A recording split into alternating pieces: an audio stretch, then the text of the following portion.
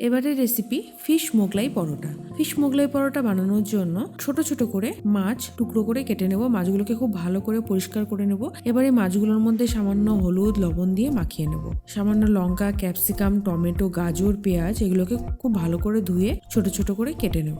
একটা পাত্র নিয়ে তার মধ্যে সামান্য ময়দা নিয়ে লবণ দিয়ে তেল দিয়ে মেখে ময়াম দিয়ে দেব। এবার অল্প অল্প করে জল দিয়ে নরম করে একটা সুন্দর ডো বানিয়ে নেব। তার উপরে সামান্য তেল ছড়িয়ে ঢেকে রেখে দেব। গ্যাস ধরিয়ে কড়াই বসিয়ে তার মধ্যে তেল দিয়ে তেল গরম হলে পরে মাছের টুকরোগুলোকে দুপাশ লাল করে ভেজে নেব। এবার এই তেলের মধ্যে পেঁয়াজ, লঙ্কা, ক্যাপসিকাম, গাজর, টমেটো, সামান্য হলুদ আর লবণ দিয়ে খুব ভালো করে ভেজে নেব। গরম মশলা দিয়ে মাছের টুকরোগুলো দিয়ে নেড়ে পুরো মিক্সটাকে নামিয়ে নেব। এবার বেশি করে তেল গরম করতে দিয়ে দেব। পাত্রে যে ডো বানিয়ে রেখেছিলাম সেগুলো থেকে লেচি আকারে কেটে নেব। খুব ভালো করে পাতলা করে বেলে নিয়ে তার মধ্যে যে পুর বানিয়েছি সেই পুরটা দিয়ে দুপাশ লাল করে ভেজে নেব।